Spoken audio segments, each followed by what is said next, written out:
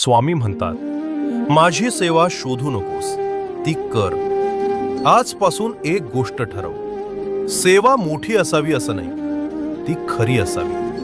आज एखाद्या माणसाला तुझं ऐकणं गरजेचं असेल, शांतपणे ऐक. हीच स्वामी सेवा. एखाद्याला मदतीची अपेक्षा नसेल पण गरज असेल, पुढे हो. हीच स्वामी सेवा. राग येणार असताना तू संयम ठेवशील, अपमान होऊनही तू योग्य वागशील, ही सुद्धा स्वामी सेवा. दररोज फक्त एक काम कर, कोणालाही न सांगता एक चांगलं कर्म कर.